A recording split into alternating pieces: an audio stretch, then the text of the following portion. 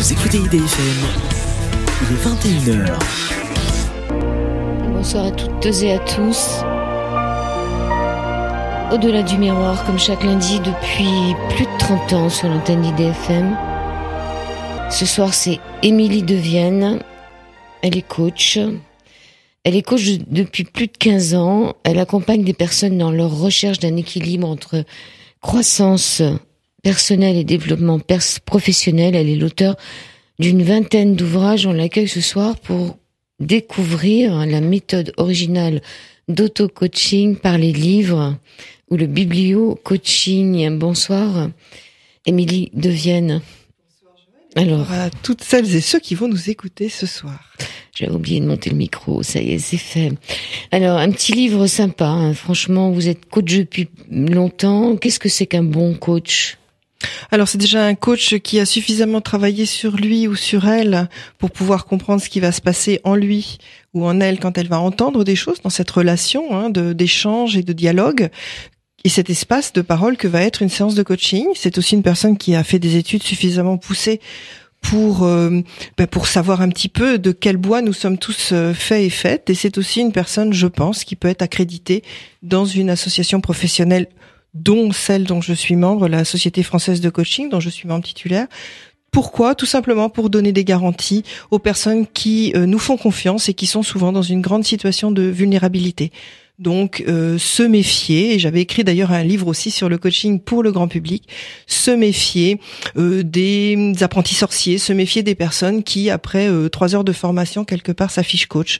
Non, je vous donne le conseil à toutes et à tous de vous renseigner, d'y aller souvent par le bouche à oreille, de regarder donc nos associations professionnelles, la mienne, encore une fois, Société française de coaching, mais aussi l'association européenne qui s'appelle l'association maintenant de mentoring, de coaching, voilà, ou une association internationale, l'ICF, mais en tout cas faire en sorte de prendre des garanties, parce que quand on va consulter quelqu'un, un coach, un psychologue, un psychanalyste, peu importe, généralement on est dans un moment où on se pose des questions, où on se sent vulnérable, et donc il faut trouver un endroit où on va être protégé. Ça veut pas dire que cette personne va être nécessairement conciliante avec nous, mais elle va nous présenter un cadre dans lequel on va pouvoir à nouveau prendre confiance en nous, développer nos projets, parler avec, je dirais, toutes les conditions requises pour notre évolution et notre bien-être.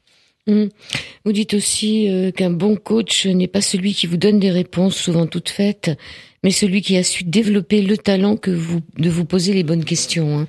C'est l'intérêt, c'est dans votre livre. Oui, mais je suis très heureuse de voir que vous l'avez lu et que je vois effectivement, genre je vous le signale, mesdames et messieurs qui nous écoutez, il y a toutes sortes de petits post-it dans mon livre avec toutes sortes de couleurs. Et Joël, merci, parce que c'est pas toujours le cas et ça me fait très plaisir en particulier que vous ayez identifié cette phrase.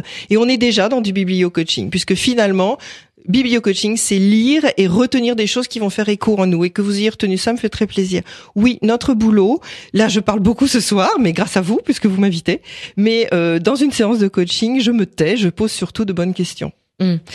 C'est ça l'intérêt, c'est de se poser des questions. On va s'en poser tout au long de cette émission. Alors vous dites 9 Français de plus de 15 ans sur 10 peuvent être définis comme lecteurs. Hein.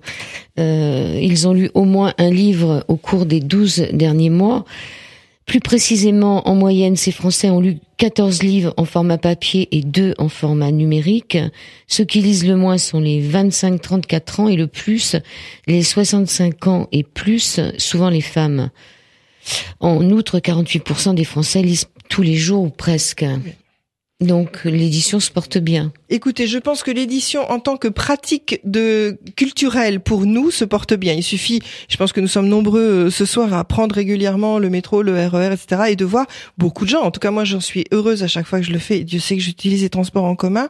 Eh bien, de voir des gens lire. Donc, que ce soit sur tablette ou que ce soit des vrais livres papier, les gens lisent. Donc, je pense que nous, en tant que producteurs de contenu, si je puis dire, nous les auteurs, notre vie se porte bien. Là où je pense qu'il y a une vraie réflexion à conduire, c'est sur le modèle économique des maisons d'édition. Mais c'est un autre débat. Alors, il y a cette phrase aussi d'Anna Cavalda qui dit « Le plus grand défi, la plus belle victoire aujourd'hui pour un écrivain, ce n'est ni le prix Goncourt, ni le Nobel, ni même d'entrer au Panthéon, mais juste de parvenir à détourner l'attention du lecteur plus de 10 minutes d'affilée de son smartphone. » Alors, qu'est-ce que vous pensez des livres en format numérique, c'est-à-dire des livres qu'on a en format numérique? Alors moi, j'ai pas de souci avec ça. Quand je pense que ce qu'écrit Anna Gavalda, qui, soit dit en passant, est une femme dont j'admire l'écriture et qui avait eu une phrase délicieuse un jour où un journaliste lui reprochait que ces romans, a priori, soient du feel-good, comme nous le dirions aujourd'hui en bon français, et des livres où, généralement, les personnages vivent quelque chose de positif. Et elle disait, mais moi, je les aime trop, mes personnages, pour leur faire vivre des choses difficiles.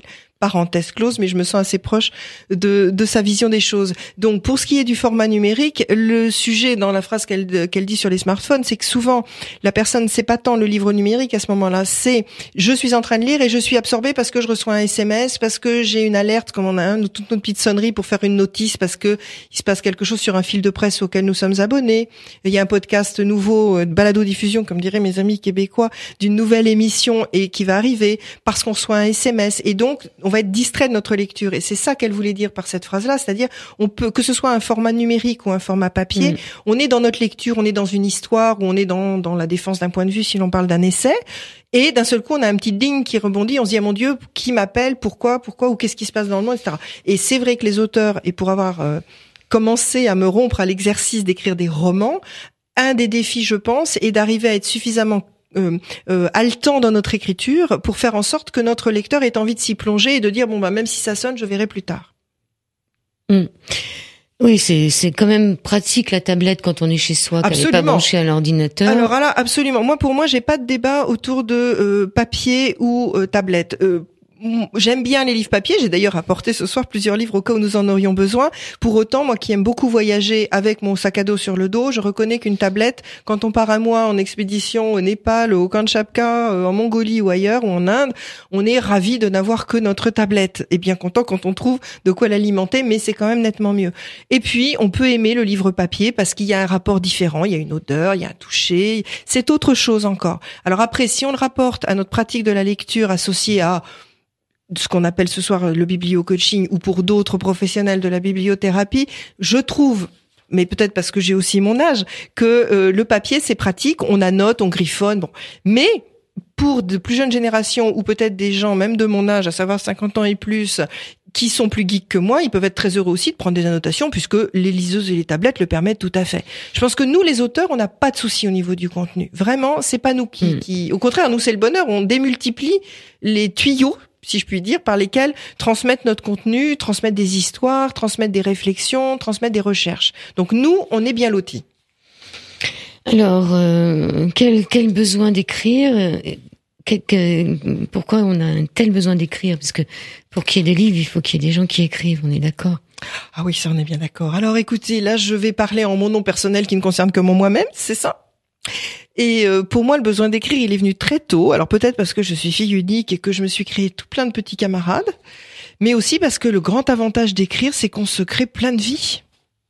D'une part, on peut être, par exemple, j'ai écrit un roman où le chien est un personnage principal, j'ai été un border collie de 5 ans, pendant 1 an et demi, 2 ans, 3 ans, le temps de porter cette histoire en moi et de l'écrire. Actuellement, j'écris un roman sur un âne, et bien, je me retrouve à être à 5 ans, un petit âne qui s'appelle Curcuma, et puis quand j'ai écrit des essais sur des sujets de développement personnel, que ce soit la relation à l'argent, que ce soit la confiance en soi, que ce soit les relations mère-fille, bien là, c'est pourquoi? Parce que je me posais des questions sur mon histoire et que j'écrivais le livre que j'aurais aimé trouver à l'époque, où j'ai voulu enrichir les recherches que j'avais lues par ailleurs d'autres auteurs qui avaient réfléchi avant moi à cette question et où je me disais oui mais il me manque encore quelque chose. Et d'ailleurs souvent à la cantonade je dis aux gens si vous voulez connaître ma vie, vous regardez ma biblio et vous trouvez tous les thèmes, la relation mère-fille, le divorce. Dis-moi ce que tu lis, je te dirai qui tu es. Absolument. Alors moi, là, franchement, je deviens un livre ouvert à tous les sens du terme. Alors, il y avait François Léotard en 2007. Il écrivait. J'écris parce qu'à certains moments de ma vie, la parole d'un écrivain m'a sauvée. Et je pense que tous ceux qui ont lu ont trouvé dans les écrits des autres où on se retrouve, où on se reconnaît, où... Absolument, les livres sont nos meilleurs compagnons. J'ai toujours une réserve, c'est de dire ils sont nos meilleurs compagnons tant que nous allons bien ou pas trop mal. Si on va mal, si on a vraiment une véritable souffrance, je dirais comme les psychiatres, j'emprunte leur vocabulaire, psychopathologique, alors là, attention, le livre ne pourra pas tout et ne pourra d'ailleurs quasiment rien. Il pourra nous accompagner sympathiquement, il ne pourra pas nous régler. Une souffrance avérés et pathologiques. En revanche, si nous avons, comme on en traverse tous, des moments de haut et de bas, et je pense que c'est important, surtout dans une radio comme celle où vous m'accueillez ce soir, qui est quand même très centrée sur le bien-être, sur le développement personnel, attention aux vendeurs de bonheur tout fait. On sait très bien que le bonheur, c'est aussi fait des moments où il est pas là et où on se dit, ce serait bien que j'y goûte à nouveau. Bon, eh bien, si on est dans cette ouverture-là, là, la lecture peut nous aider parce qu'effectivement, on va se dire, tiens, il y a tel auteur qui y a pensé avant moi ou qui a traversé une expérience comparable ou dont je pourrais m'inspirer. Et à ce moment-là, oui, et on a tous eu des auteurs qui nous ont marqués. Et qu'ils soient dans la fiction ou qu'ils soient dans le témoignage ou dans la biographie, là n'est pas le sujet. C'est à quel moment une parole juste vaut mieux qu'une parole forte. Alors, est-ce que vous êtes, Émilie Devienne, une auteure ou une écrivaine? Faites la différence dans votre livre. Eh bien, je fais la différence aussi dans mon nombre d'années de psychanalyse, on va dire. Donc, écoutez, je ne saurais vous dire. Il y a des moments quand j'ai le moral, j'ai la prétention de dire que je suis une écrivaine. Et quand mon moral chute, je me dis je suis un auteur. Alors, quelle différence entre les deux? Eh bien, j'ai l'impression, si on reprend les terminologies, notamment de Roland Barthes, qu'il y a aussi les écrivants. Et donc, j'ai parfois été une écrivante, entre guillemets, donc j'écris, parce que je suis aussi payée pour écrire, que j'ai longtemps été journaliste, que j'ai été aussi écrivain fantôme, etc., etc. Bon. Et puis après, il y a l'auteur, et pour moi, l'auteur, il a pas encore mais je peux me tromper, il a pas encore la vocation de faire œuvre. Il écrit. Et puis il y a l'écrivain, en tout cas celui que moi je considère comme l'écrivain ou l'écrivaine, parce que j'ai une sensibilité du côté de la féminisation de nos métiers. Et quand j'écris auteur, j'ai tendance, vu mes 20 ans passés au Québec, à l'écrire avec un E. Mais quoi qu'il en soit, l'écrivain, d'après moi, a aussi vocation soit à avoir écrit suffisamment pour qu'on commence à imaginer qu'il a une œuvre, qu'il a un fil directeur, qu'il écrit pas nécessairement sur lui, mais à partir de lui. Et que ça se construit. Et je suis dans la phase, pour ça que je vous dis, il me faut peut-être encore 10 ans d'analyse, je ne sais pas. Mais il me semble que je suis dans la phase où je passe du stade auteur au stade écrivain. Et en même temps, je pense à certains de mes amis que je considère comme étant des vrais écrivains, donc des hommes ou des femmes qui ont déjà plusieurs romans, par exemple, à leur actif, ou qui ont déjà, je dirais, peut-être plus de pratique d'une écriture à partir de soi, d'une écriture au couteau. Nous parlions avant d'entrer à l'antenne, nous parlions d'Annie Ernaux qui a écrit l'écriture comme un couteau. Bon voilà, toutes ces personnes qui ont déjà cet amont, pour moi, elles sont déjà des écrivains confirmés. Moi, je me dis, les lecteurs vont me dire ce que je deviens. Et mon état d'être, mon état intérieur, mon besoin, mon urgence d'écrire, parce que je pense qu'il y a aussi ça quand même, mon urgence d'écrire va décider du fait de savoir si je penche du côté auteur ou du côté écrivain. Est-ce que vous pouvez nous parler du journal d'un écrivain en pyjama de Daniel Laferrière? Oh que oui, alors là vous êtes... Alors je précise, mesdames et messieurs qui nous écoutez, qu'on n'a pas bachoté, que c'est pas répété ça, mais je suis contente que vous ayez identifié. Je l'adore ce livre. Alors il faut vous expliquer. Daniel Laferrière, j'ai une grande histoire d'amour avec lui. Tout a commencé quand je vivais au Québec. Et à l'époque, j'étais rédactrice en chef d'un magazine qui s'appelle Qui fait quoi? Et qui est destiné aux professionnels de l'image et du son, donc cinéma, télé, pub, etc. Et un jour, on me dit, tu vas aller interviewer Dany Laferrière, c'est un Haïtien, néo-québécois, vu les désastres politiques qui s'étaient passés en Haïti, il avait immigré au Québec, qui a l'intelligence d'être une belle terre d'accueil, et ce Dany Laferrière qui a fait tout mille petits boulots, je précise aujourd'hui qu'il est académicien en France, juste pour le détail, et donc notre beau Dany Laferrière avait écrit un livre qui s'appelait « Comment faire l'amour avec un nègre sans se fatiguer ». Et il se trouve que ce livre est devenu un film, et me voilà partie l'interviewer. Et d'abord, il a une voix, si vous l'avez déjà entendu, qui est juste trop charmante. Il a un univers qui m'a passionnée, et je fais mon interview. Et depuis, je l'ai pas lâché, parce que j'étais très fière d'avoir été dans les premières personnes à faire une interview de ce monsieur, qui, encore une fois, au Salon du Livre, il y a pas très longtemps, m'a reconnu, il me fait « Ah, ma petite québécoise !» Ce qui était tout à fait charmant. Et il a, au nombre de ses nombreux ouvrages, écrit « Journal d'un écrivain en pyjama », et qui, évidemment, quand on aspire à être un auteur ou un écrivain, et quand on aspire à avoir une œuvre littéraire, peut faire partie, comme les lettres à un jeune poète ou beaucoup d'autres ouvrages, écrire de Duras et autres, de nos livres où on se dit, mais comment ils font les grands ou ceux que nous considérons comme des grands? Et donc, je lis ce livre, qui est un pur bonheur, où il donne effectivement ses conseils à de futurs jeunes écrivains. Et notamment une fois sur Culture, je l'entends dire, parce que le journaliste de Culture lui dit, mais enfin, monsieur Dany Laferrière, Grand Prix Goncourt, académicien, etc., si vous n'aviez qu'un conseil à donner à de futurs jeunes aspirants écrivains. Et il a eu cette réponse absolument délicieuse. Il leur dit, je conseillerais d'abord d'avoir de bonnes fesses. Oui, c'est ça. Parce qu'on passe de nombreuses heures assises. Moi, je trouve ça juste absolument délicieux. Voilà. Bon, c'est une bonne chose. On peut encore une petite sur Daniela Ferrière ? Allez-y, oui. Il a écrit aussi L'art presque parfait de ne rien faire. Et il racontait lors d'une émission télévisée que un jour, donc il vend l'idée que ne rien faire, c'est aussi travailler, mais à un autre niveau, en gros. Et il expliquait un jour que sa fille reçoit un appel de quelqu'un qui souhaitait joindre son papa. Elle avait vu parfaitement son père dans un hamac en train de se reposer, de faire la sieste. Elle a regardé son père et elle a dit au téléphone à la personne « Mon papa travaille, il vous rappellera plus tard ». Et il a répondu « Je pense que là, j'ai réussi l'éducation de ma fille ». Je trouve ça délicieux. Ouais, c'est super. Alors, l'intérêt dans votre livre, c'est de se poser aussi la question du rapport qu'on a eu avec la lecture dans l'enfance. Est-ce qu'on était entouré de livres? Est-ce qu'il y en avait pas? Est-ce qu'on nous disait que c'était une perte de temps? Oui. On a tous une relation au livre dans l'enfance. Est-ce que nos parents lisaient? Est-ce qu'ils ne lisaient pas? Tout à fait. Puis il y a un jugement de valeur. Il y a des phrases, et j'en entends quand je reçois des personnes qui veulent me dire enfin je peux lire et puis je suis autorisée à le faire. Il y a à la limite une relation transférentielle. C'est pas moi qui lis, c'est mon coach qui me demande de. Mais j'ai déjà entendu des phrases de enfin parce qu'enfant on me disait rends-toi utile, arrête de lire. Ou perds pas ton temps et fais quelque chose quand l'enfant lisait. J'ai le souvenir d'une dame qui m'avait dit que quand elle était petite, elle adorait lire et sa maman le lui reprochait. Donc elle avait caché des livres au-dessus de la chasse d'eau des toilettes, qui était à l'époque, vous savez, ces bacs en fonte qu'on connaissait. Bon, et elle faisait en sorte d'être punie parce qu'elle savait qu'elle allait être enfermée dans les toilettes et hop, elle lisait tranquille jusqu'au jour où coup de pas de chance pour elle, sa maman l'a prise, si je puis dire, la main dans le sac. Mais le nez dans les livres et que du coup la punition a été déplacée de pièces et sans livres. Zut alors. Alors on va peut-être pas aller au Québec ce soir, on va juste aller à Bouffémont. C'est une vieille chanson de 1937.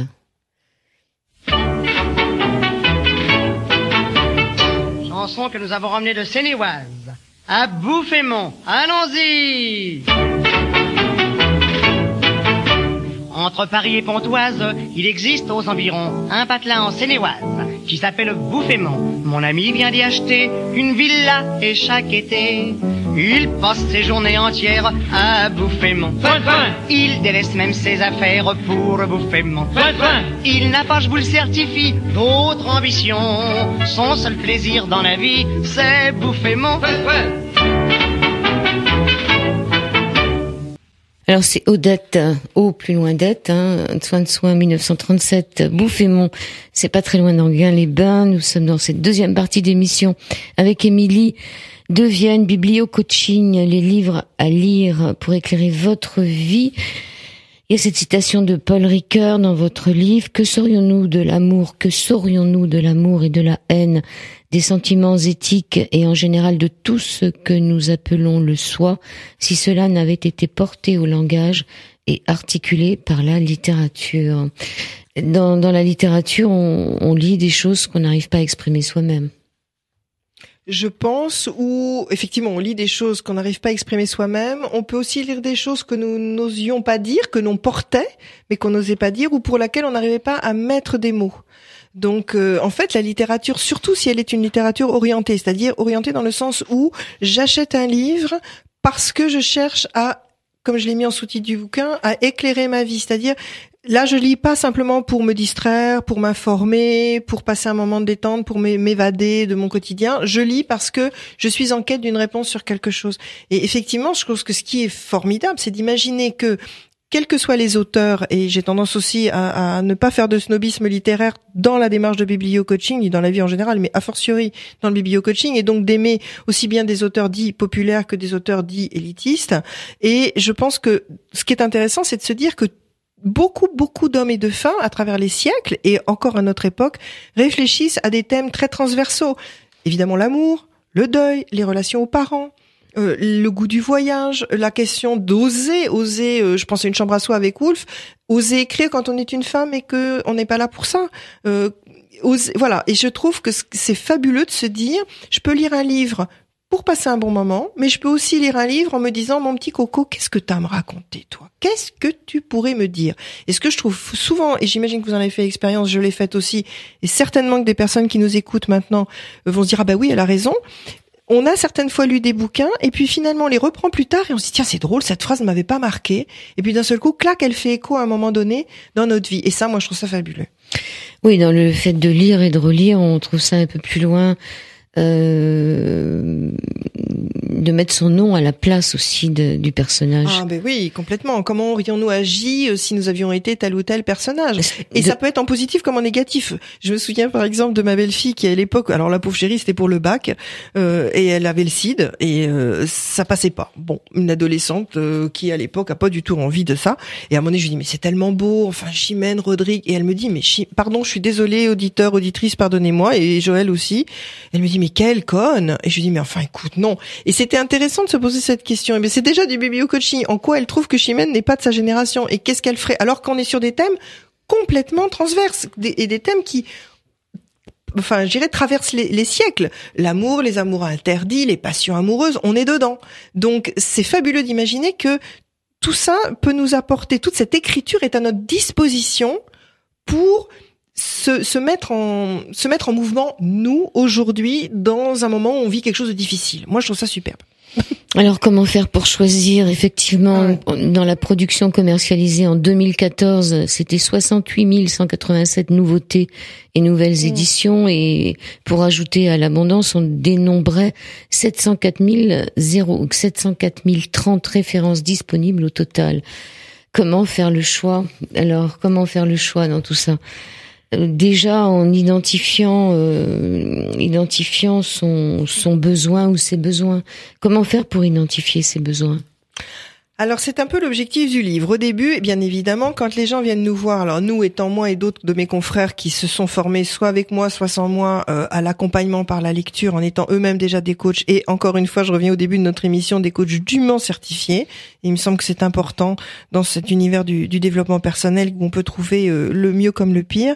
Quoi qu'il en soit, l'idée de la démarche, c'est de se dire, au début avec cette demande de ce livre, on va faire un livre où les lecteurs vont pouvoir se débrouiller tout seuls. Donc là, ça veut dire qu'ils seront pas avec moi ou avec un de mes confrères ou une de mes consoeurs pour les aider à préciser leur demande. Alors à ce moment-là, l'idée c'est de se dire de quoi ai-je vraiment besoin? Qu'est-ce qui fait qu'à ce moment précis, je me pose une question? Et souvent, je dis que le biblio-coaching, cette lecture orientée solution, elle arrive dans un triptyque qui est d'une part mon intention, d'autre part, le moment où ça intervient et le cadre dans lequel ça se passe. Ce que je veux dire par là, on lit un bouquin, on peut avoir l'intention de se distraire, d'être en voyage, ok. Mais on peut aussi lire un livre parce qu'on se dit, actuellement, je m'entends pas, je sais pas moi, je vais divorcer ou j'ai divorcé, je suis en recomposition familiale, c'est compliqué avec mes beaux-enfants. Je suis enceinte, je me demande si. J'ai envie de quitter mon job pour me démarrer quelque chose, je suis pas sûre. J'ai un patron, je suis plus ou moins amoureuse, est-ce que ça se fait pas? Ou dans l'autre sens, évidemment. Infidélité, chagrin d'amour. Et on se dit, avant d'aller voir un psy, parce qu'il faut pas non plus passer notre vie à psychologiser chacun de nos gestes, je vais aller voir en librairie. Bien.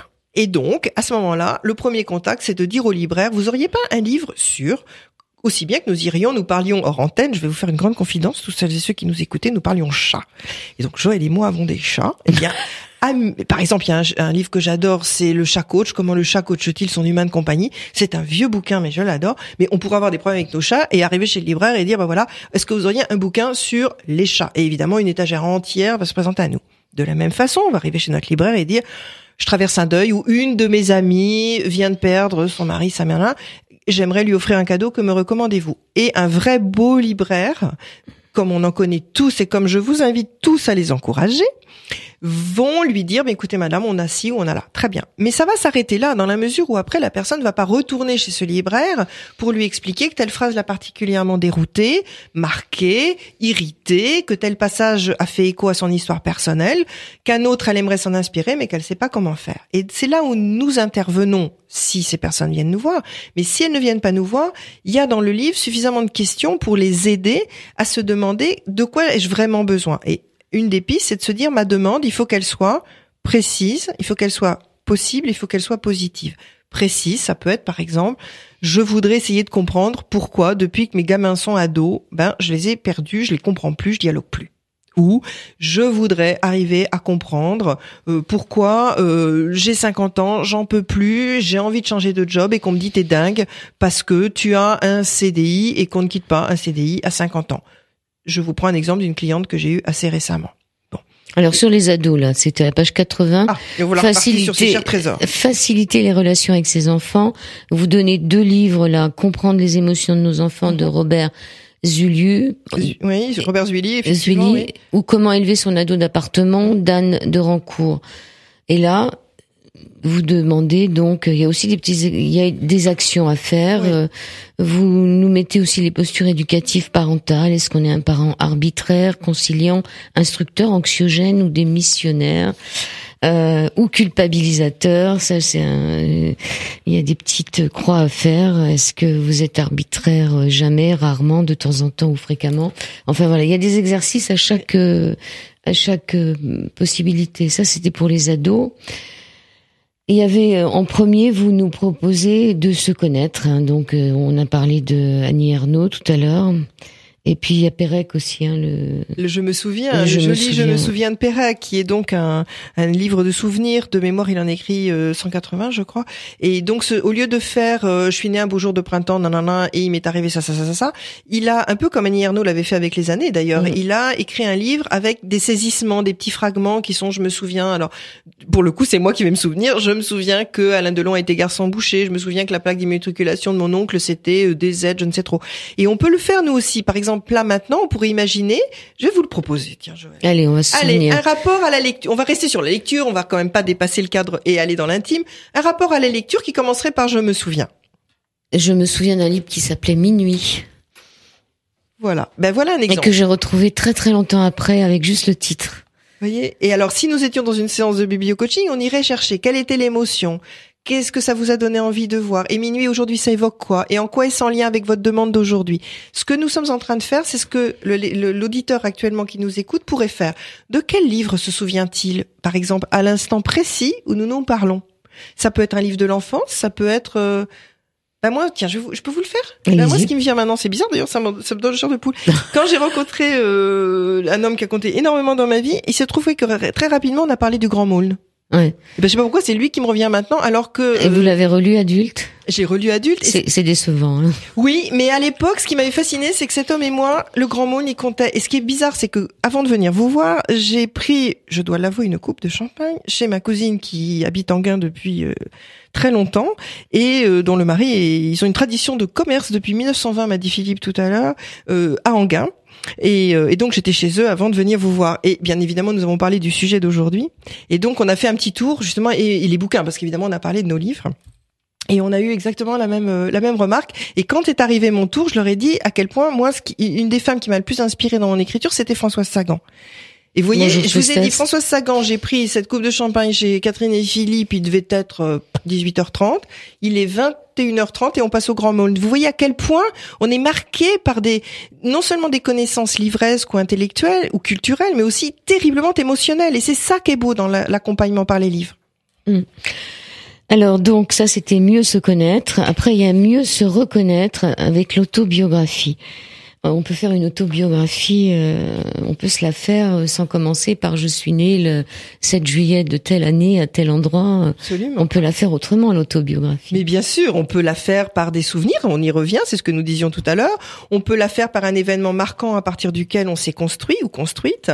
On peut le faire à partir, par exemple, je pense à mon premier livre qui s'appelait La Bibliothèque, comme par hasard, on parle encore de livres, où évidemment, en m'inspirant fortement de mon histoire, comme souvent les premiers livres, je raconte l'histoire d'une jeune femme qui enterre sa mère, qui range la bibliothèque et qui trouve dans la bibliothèque un seul livre avec des annotations. Alors que pour cette femme, c'était sacrilège que d'écrire dans un livre. Oui. Et à travers ces annotations, elle va découvrir tout à fait une autre femme. C'est ça se connaître aussi. Donc on peut imaginer une biographie ou une autobiographie par ce prétexte d'écriture. Et très souvent, pour avoir animé très souvent des ateliers d'écriture, c'est un des plus beaux moments. C'est de faire écrire les personnes à partir de quelque chose. Ça peut être ouvrez votre sac et sortez un objet. Ça peut être vous êtes venu, vous avez observé quelque chose. Ça peut être quand vous commencez votre journée, quel est votre premier geste. L'essentiel, c'est d'avoir un élément déclencheur. Mais de toute façon, si on ne parle pas de soi, on parle à partir de soi, de toute façon. Et donc, on est déjà dans une partie biographique et autobiographique. Alors je ne sais plus si c'est vous ou une de vos auteurs qui dit qu'elle animait un atelier d'écriture et qu'elle était très très surprise de voir que les gens étaient émus par la lecture à voix haute. Oui. C'est vous ? Alors c'est pas moi, c'est une de mes auteurs qui travaille en Bretagne. Le temps de vous le dire et sous l'émotion que vous ayez relevé son passage, j'oublie son nom, on va le retrouver. C'est pas Guérir de ma mère, c'est pas elle. Si, c'est ce Guérir de sa mère, mais le temps de vous le dire, qui est un livre remarquable. Toutes les. Attendez, vous l'avez le bouquin pas loin. Je vous confie de retrouver son nom. On va la trouver, vous inquiétez pas, je vais vous la trouver. Guérir de sa mère, c'est un très beau livre. Cette femme est une grande psychanalyste par ailleurs, qui est assez spécialiste de Jung, et elle travaille en Bretagne et à Paris. Elle anime des ateliers d'écriture. Brigitte Alain Dupré. Pardon Brigitte, si vous m'écoutez ce soir. Et Brigitte, qui est une femme remarquable par ailleurs, avec qui j'ai beaucoup de plaisir à échanger, effectivement anime aussi ces ateliers. Mais vous savez, c'est le principe de la voix haute. Je pense hier soir, par exemple, je regardais un film d'arrêt d'essai d'un monsieur qui s'appelle François Zabaleta, qui a fait un film qui s'appelle Les Envoûtés. Il se trouve qu'il a écrit un livre aussi qui, je dirais plutôt la narration de ce film. C'est pas le scénario, c'est la narration de ce film. J'avais commencé par lire la narration. Et hier, j'ai vu le film.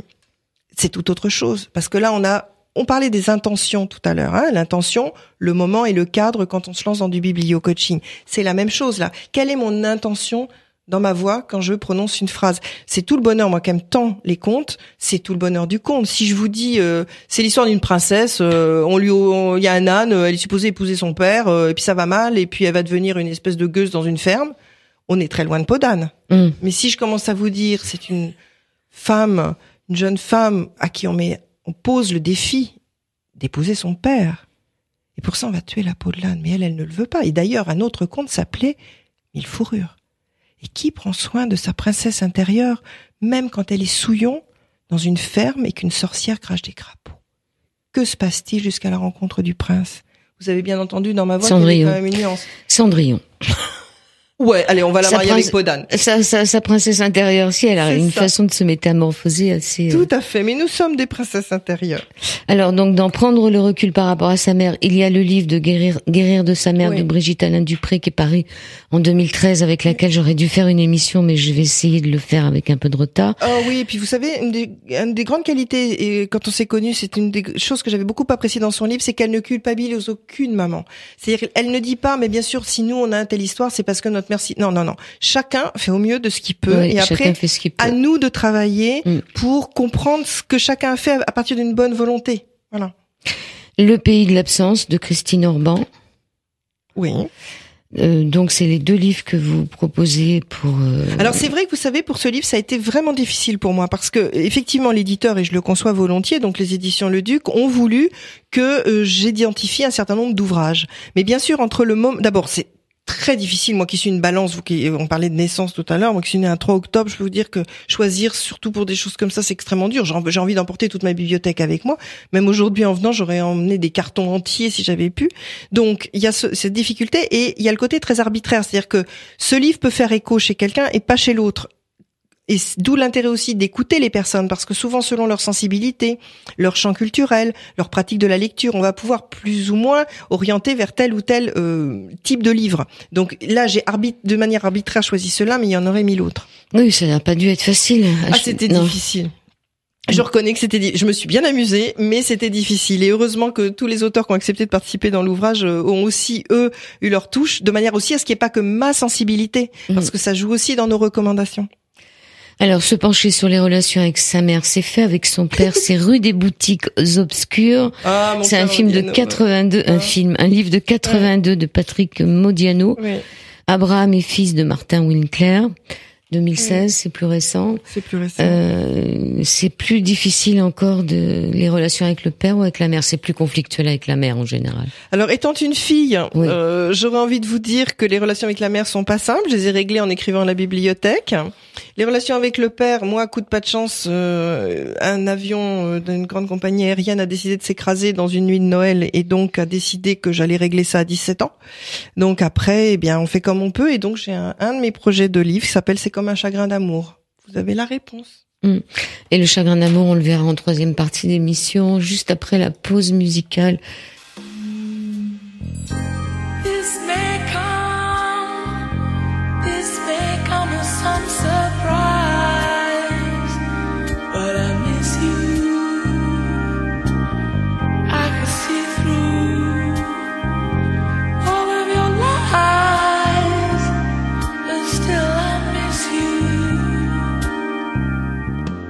Nous parlons de biblio-coaching, des livres à lire pour éclairer notre vie.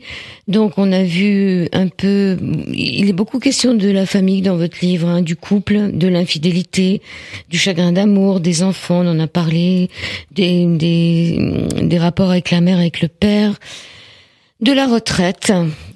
Qu'est-ce qu'on peut faire quand on part en retraite? Ça, c'est à la page 109. Oui, avec Anastasia Blanchet, qui a écrit un très joli livre, Judith Jacob, en prenant la métaphore du voyage d'Ulysse. La retraite, une nouvelle vie, ou La vie devant moi de Colombe Pringle. Oui. C'est important aussi dans les recommandations littéraires de pas donner toujours dans le même registre, parce que les personnes qui ont envie de lire ont pas nécessairement envie d'être dans toujours le même type d'écriture ou d'école de pensée, et donc il faut pouvoir être capable de varier pour que la personne trouve son miel à l'intérieur des lectures qu'elle va faire. Accepter de vieillir, La touche étoile de Benoît de Groult en 2007, et Le vieux qui ne voulait pas fêter son anniversaire. Ça a été un best-seller. Ah, c'est un grand bonheur. Rien que la couverture déjà donne envie. Et c'est aussi, ça fait partie des objectifs que j'avais dans cet ouvrage, c'est donner des livres des anciens, mais aussi des plus récents, tout en sachant qu'évidemment il y a le délai de publication après, voilà. Mais aussi des livres qu'on peut trouver en poche, des livres qu'on trouve moins, de manière à ce que chacun, encore une fois, puisse d'une part, s'il a envie de suivre que ses recommandations, les suivre. Puis en plus, j'ai rajouté des listes à la fin, dans les annexes, sur d'autres propositions de lecture, mais aussi qu'il apprenne, ou que cette femme qui nous lirait aussi apprenne que on peut choisir un bouquin sans prendre dans ce qu'on appelle en langage d'initié l'office, c'est-à-dire ces tables sur lesquelles il y a les nouveautés, mais qu'un livre qui a quelques années, qui est un livre de poche, fait aussi bien l'affaire. Et ça, j'y tiens. Attention, il n'y a pas, pour comprendre qui l'on est ou pour avancer dans une démarche de changement, dans une approche de biblio-coaching, on n'a pas besoin de repartir à Kant ou à Aristote, on n'a pas besoin de prendre de grands auteurs, on a besoin d'un livre qui va faire écho en nous à un moment donné. Et ça me semble extrêmement important. On n'a pas besoin de ne prendre que des livres de développement personnel, des récits, des biographies, des correspondances. Tout peut faire œuvre utile dès lors qu'on a, encore une fois, cette optique de l'intention. Dans quelle intention suis-je en train de lire cet ouvrage, avec mon petit stylo, avec mon petit feutre pour surligner, ou avec des jolis petits post-it comme vous le faites, des surligneurs qui se détachent ou après. avec notre tablette, puisque nous parlions au début de notre rencontre des tablettes, la fonction qui permet de surligner. C'est quelle est mon intention? Et ce qui est intéressant à faire, et au début où j'avais mis au point cette méthode, j'avais fait quelques ateliers où je demandais mais alors là c'était vraiment mes complices, donc des confrères, avec un même thème, de lire le même livre et de voir ce qu'on soulignerait. Et personne souligne la même chose, ce qui est extrêmement intéressant. Parfois, il arrive que nous ayons réagi à une même phrase, mais très souvent, non. Mais pourquoi? Parce qu'on n'arrive pas avec les mêmes histoires. Et c'est avec ça qu'on va travailler. Ça me fait, justement, je voulais évoquer quand on achète un livre d'occasion, des fois, il y a des gens qui ont surligné, et bon, les annotations, ils en mettent pas, mais ils surlignent des paragraphes ou des mots. Et moi, je me demande pourquoi ils ont souligné cette partie, alors que moi, ça ne me choque pas du tout. Et c'est vrai que c'est assez désagréable d'avoir un livre qui est surligné, parce que on s'arrête sur le surlignage d'un autre qui n'est pas le nôtre.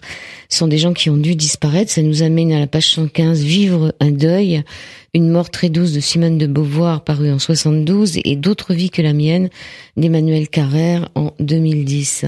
Oui, alors là, c'est Marie-Laure Voisard qui nous a écrit ces passages-là, qui est une de mes consoeurs et amie d'ailleurs, voilà, qui est coach aussi, voilà, et qui a eu un passé aussi dans le secteur de la santé et qui s'intéresse particulièrement à ce thème-là. Et c'est vrai que c'est important de regarder la mort aussi, je dirais pour nous les vivants, comme étant souvent malheureusement une libération pour la personne qui s'en va, pour nous la suite de la douleur, et après de se dire comment je fais de ce passage un dernier moment de transmission, par exemple, d'apprentissage pour les survivants, et comment j'arrive à trouver, alors on va pas dire un cadeau caché, mais comment je vais arriver à retrouver une raison d'être malgré l'absence.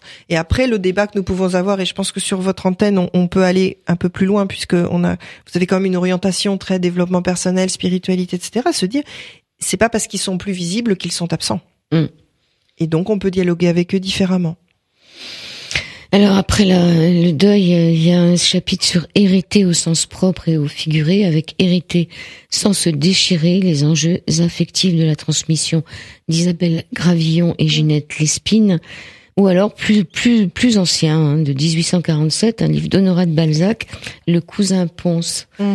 Je me posais la question de savoir, quand vous avez cherché les catégories, et après vous avez cherché le livre qui correspondait dans votre tête. Alors, j'ai d'abord essayé de le faire le plus spontanément possible. Alors, dans cette partie-là, Isabelle Grévrillon, il se trouve que c'est une de vos consoeurs, puisqu'elle est journaliste, et qu'elle avait écrit le livre, effectivement, d'Hériter sans se déchirer. Mais là, on était plus sur un livre, justement, un livre pratique, je dirais, avec des recommandations, une réflexion derrière, voilà. Et je me disais, ce serait intéressant de contrebalancer avec un roman.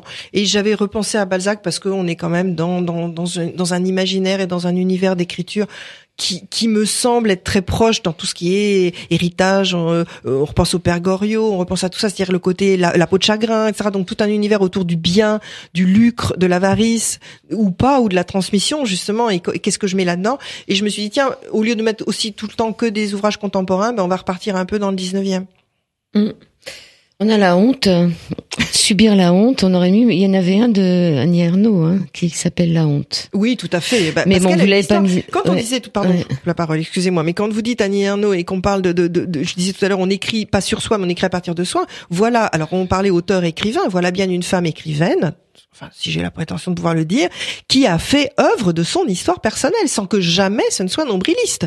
Bien, chapeau. Et effectivement, elle qui le dit notamment dans La Place, puisqu'elle a écrit un très très joli livre autour de ça, fille d'épicier, et qui se retrouve professeur, qui se retrouve dans le pinacle des grands auteurs français, qui se retrouve étudié dans les universités du monde entier, et qui porte en elle la honte, et qui va en faire objet d'écriture. Mais c'est prodigieux. Et pour nous, quand des gens ont des histoires familiales compliquées, qui comprennent pas un malaise ou un mal-être, ou qui se posent des questions sur la place qu'ils occupent dans une lignée, ou par exemple des gens qui s'interdisent de réussir une carrière des études parce que leurs parents n'ont pas, eh bien typiquement c'est le genre d'ouvrage où ils vont mieux comprendre qu'est-ce qu'ils sont en train de régler dans leur histoire professionnelle, de leur histoire personnelle par exemple. Oui, tout à fait. Alors, le sel de la vie de Françoise Héritier, on en a parlé la semaine dernière. Ah, vous en avez parlé la semaine dernière? Mais justement, j'aimerais bien que vous en parliez encore. Avec plaisir. Alors, écoutez, c'est le bon. D'abord, Françoise Héritier, j'ai eu la chance, à une époque où j'animais des débats, des tables rondes, de l'accueillir à une table ronde à Marseille. Quelle femme délicieuse. Et si je vieillis comme elle vieillit, moi, c'est quand vous voulez, je signe tout de suite. Elle a ce côté de l'intellectuel accessible, un tout petit peu facétieuse, mais elle est tout à fait charmante. Voilà. Alors ça, c'est pour mon coup de cœur. Maintenant, le sel de la vie, pourquoi? Parce qu'on a là on est face à une grande intellectuelle française, anthropologue, une experte de l'histoire de la femme, et qui d'un seul coup se fait un petit trip de plaisir et qui écrit le sel de la vie, à savoir des saisissements, encore une fois, des fragments, des observations de ce qui, pour elle, pimente sa vie. Et on retrouve 1000 choses qui sont, nous parlions tout à l'heure de la façon de parler de soi sans tomber dans la biographie « Je suis née un beau jour de printemps ». Voilà typiquement une façon pour elle de parler d'elle. Qu'est-ce qui la met en mouvement? Qu'est-ce qui lui fait plaisir? Qui l'émeut? Dont elle se souvient? Et alors, il y a des passages tout à fait délicieux dans lesquels nous pouvons nous retrouver. Et c'est ça qui est intéressant aussi, puisque dans l'idée du biblio-coaching, on va chercher à s'approprier du contenu pour avancer, pour se mettre en mouvement par rapport à du changement. Par exemple, elle écrit à un moment donné que ce qu'elle adore, c'est commencer les journaux par la fin et les revues par la fin. Eh bien, écoutez, sincèrement, qui ne l'a pas déjà fait avec plaisir? Au lieu de se dire, je commence méthodiquement par sommaire et je terminerai par l'horoscope en général. Oui, alors moi j'aime bien aussi commencer par la fin parce que je trouve qu'il y a plein de pubs dans les premières pages, en plus dans les magazines. S'inspirer de la vie d'autrui, alors c'est pas une bibliographie, c'est plutôt la vie des autres, avec le cas d'Edouard Epstein, de Laurent Seskis, ou Frida Kahlo, de Bernadette Kostra-Prades. Frida Kahlo, une sacrée bonne femme, quand même. On va le dire, oui, une sacrée bonne femme. Effectivement. Et pourquoi on peut s'en inspirer? Bien sûr, parce qu'il s'agit pas pour nos lecteurs, ou en l'occurrence pour ce soir nos auditrices et nos auditeurs, de se dire mais je serai jamais Frida Kahlo, je serai jamais Einstein, je serai jamais je sais pas moi Virginia Woolf, je ne serai jamais, bien sûr, ou Daphné du Maurier si on reprend le bouquin de Somerset Maugham. Pardon? Somerset Maugham. Pourquoi pas? Mais on va pas aller jusque là, mais on se dit qu'est-ce que je peux prendre de ces femmes? Alors si on peut y aller, tant mieux. Mais je dirais la majorité d'entre nous, on n'ira peut-être pas jusque là, mais on peut se dire qu'est-ce que je peux prendre de gouttelettes qu'elle aurait semées dans l'univers et qui moi vont pouvoir m'inspirer de courage, d'audace, de capacité à dire non, de savoir s'affirmer, de prendre ses distances par rapport à un milieu dans lequel on aurait eu des préceptes bien précis qui nous freinent. Et je trouve que c'est toujours très inspirant. Alors, sans avoir la bibliothèque d'Umberto Eco, qui était une bibliothèque extraordinaire. Qu'est-ce qu'on peut faire de tous ces livres qui prennent de la place quand même? Alors, écoutez, venant de déménager assez récemment, je compatis avec tous ceux qui ont le même problème que la question que vous soulevez. Alors, ce qu'on peut faire, déjà, là, on est vraiment dans le cadre de je prends des livres pour m'aider à aller mieux, bien, ou à comprendre quelque chose, ou à éclairer un changement de ma vie, etc., etc. Donc là, on les a achetés à des fins précieuses et on va les annoter, etc. Donc, faut les garder. J'ai presque envie de vous dire comme un outil de travail. Donc, eux, on les garde. Après, là, venant de déménager, j'avais à peu près 6 mètres cubes dans un cas et à peu près 4 mètres cubes de l'autre, de bouquins. Et je me suis dit, je ne vais garder que les livres qui ont une histoire vraiment précise dans ma vie, soit qu'ils m'ont été offerts et qui comptent parce que justement on revient à ce rapport à la lecture, soit parce qu'ils sont dédicacés par des auteurs que j'admire, que je respecte et que j'ai envie de garder, soit parce que je les ai moi-même annotés et j'y tiens. Et par contre, j'ai donné des livres que je me sentais en capacité de transmettre, mais pas annotés. On revient à votre remarque de tout à l'heure, parce que je trouve que ça dit des choses de nous et que j'ai pas envie de polluer une autre personne, même si elle ne sait pas qui je suis, avec mes propres annotations. Mais en revanche, ça peut se transmettre un peu comme le principe du je sais plus comment on a book crossing, où on pose nos livres quelque part et tout le monde peut reprendre un livre, etc. Très bien. Et puis j'ai fait une autre, donc les livres à transmettre, à donner. Puis j'ai fait les livres à vendre, parce que certains méritaient quand même d'avoir une valeur, je dirais de transmission, mais aussi que je gagne un peu d'effort par rapport à tout ce que j'ai déménagé, transporté, etc. Voilà. Et donc on se fait ces piles. Et puis après on avise, et j'ai même dans l'immeuble où j'habite, j'ai proposé, alors l'idée va peut-être faire son chemin, qu'on mette des livres sur chacun de nos paliers, avec une petite table, parce qu'on a une petite copropriété super sympa avec que des gens gentils, et on s'est dit, tiens, pourquoi pas mettre des livres, et puis on en prend un, on le remet, ça bouscule, et on verra bien. Faire une bibliothèque extérieure, c'est sympa ça, ouais. C'est très sympa. Alors, à la fin de votre livre, vous avez des questions pour bien lire. Il y a les gens qui décrochent, qui achètent des livres, mais qui ne les lisent pas. Alors, vous dites qu'il faut commencer au moins les 2 premiers chapitres, et que si vraiment, à la fin du 2e chapitre, on n'accroche pas, on peut fermer le livre. Ça t'est arrivé, d'avoir des livres dans lesquels on n'accroche pas. Ah, mais bien sûr. Et ça peut arriver, et que 3 ou 4 ans après, on se dise « Waouh, mais maintenant je l'aime ». Je reviens à mon histoire, quelle est l'intention et à quel moment ça intervient dans notre vie. Et on peut ne pas être prêt à recevoir une écriture du jour au lendemain, et puis d'un seul coup, elle nous fait écho. Je vous donne un exemple. Récemment, j'ai une amie québécoise, on va revenir encore à notre Québec, qui me fait découvrir Kafka sur le rivage de Murakami. Bon, elle me dit, tu vas voir, c'est formidable. Nan, nan. Bon, je découvre que Kafka n'a rien à voir avec Kafka l'auteur, mais ça veut dire corbeau en tchèque. En tchèque, on n'est pas très loin. Voilà. Et notre Murakami, qui a quand même une écriture très japonaise, évidemment, je me suis embrouillée parce qu'au début, le personnage qui va être supposé être le fameux Kafka qui va faire une fugue, puis quitter son père, etc., est supposé s'appeler Kafka puisqu'il a un nom d'oiseau. Et au début du bouquin, c'est celui nommé oiseau. Et je me dis, mais c'est lequel qui parle? Et donc, je dis à mon amie, je suis complètement embrouillée. Elle me regarde avec un grand sourire et elle me dit, continue un peu et tu vas voir, ça ira mieux.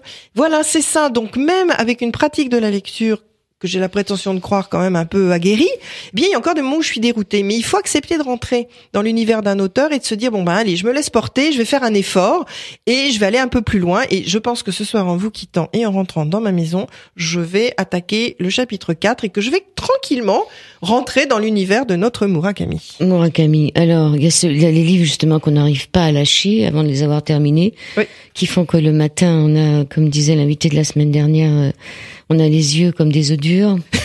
C'était joli comme expression. C'est très joli. Donc voilà, il y a des livres qu'on n'arrive pas à lâcher. Alors vous vous posez la question dans Question pour bien lire, pourquoi, qu'en ai-je retiré? Oui. S'il y avait un mot pour résumer mon état d'esprit, à quoi ce mot pourrait-il faire référence? En gardant en tête la raison pour laquelle j'ai choisi cet ouvrage en particulier. Pourquoi on n'arrive pas à le lâcher? C'est-à-dire, parce que quelquefois on est tellement dans la vie d'un autre ou dans une histoire qu'on veut savoir la fin. C'est surtout ça. Alors, ça peut être qu'on veut savoir la fin. Ça peut être aussi ne pas vouloir le lâcher en distillant la lecture. Moi, il m'est arrivé par exemple, de tellement aimer ces personnages que j'avais pas envie de les quitter. Je me dis, oh là là, il me reste plus que 3 pages. Oui, mais ça, c'est le grand problème. C'est le grand problème. C'est que justement, on rentre dans des familles avec des gens qu'on ne connaît pas, mais auxquels on s'identifie. Et quand on ferme le livre, on a de la peine, des fois. Oui, et il m'est arrivé, j'imagine, comme à vous et comme à des personnes qui ce soir nous écoutent, d'avoir besoin d'une phase de neutralité, où je ne reprends pas de livre tout de suite parce que j'ai besoin de rester un petit peu comme un parfum. Vous savez, on a les notes de tête, notes de cœur, notes de fond dans un parfum. Et les notes de fond, c'est vraiment ce qui reste quand on se habille, que notre vêtement sent encore quelque chose, ou qu'on rentre dans une pièce et qu'on se dit tiens, il y avait Joël qui était là juste avant, ou il y avait telle ou telle personne. Bon, eh bien pour un livre, pour moi c'est un peu pareil. Il y a un moment donné, il y a une note de fond, et si cette note de fond était vraiment dense, je laisse distiller. Alors en attendant, je lis 2-3 petites choses légères ou des magazines, ou histoire de faire un petit moment de dégrisement, si je puis dire, avant de rentrer à nouveau dans l'univers d'un autre auteur. D'où l'intérêt des auteurs qui gardent leur personnage d'un roman à l'autre. Je repense à Sabatier, où on trouvait les mêmes personnages. Bien sûr, Pénac, tout ça. Oui, aussi Sabatier, effectivement. Alors, biblio-coaching, il y a un site internet. Oui, le mien, en fait, il s'agit juste de te taper mon nom, donc Émilie Devienne, et puis il y a une rubrique de biblio, coaching, et il y a les autres bouquins aussi qui sont dessus. Et il y a Facebook?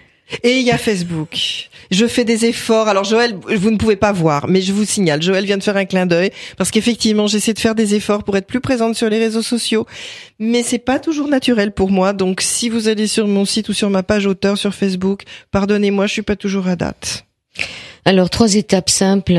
Comment bénéficier de la sagesse des livres, bien choisir là ou les bonnes lectures en fonction de vos questionnements, passer à l'action grâce à des petits exercices simples et ludiques, et en conclusion de votre livre, vous écrivez, je crois que c'est plutôt Umberto Eco qui disait ça, il disait un septuagénaire qui ne lit pas n'aura vécu qu'une seule vie, celui qui lit aura vécu 5000 ans. C'est Umberto Eco qui disait ça. Ah oui, j'aimerais que ce soit moi et je me souhaite son destin littéraire, mais c'est vraiment Umberto Eco qui l'a écrit et c'est fabuleux. Ça revient un peu aussi pourquoi nous écrivons, pour avoir 100 000 vies. Pour avoir 100 000 vies.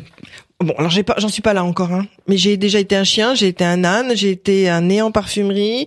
Qu'est-ce que j'ai fait encore? J'ai été goûteuse d'eau. J'en ai fait des choses dans mes livres, mais bon. Émilie Devienne, biblio, coaching, les livres à lire pour éclairer votre vie est publié aux éditions Le Duc.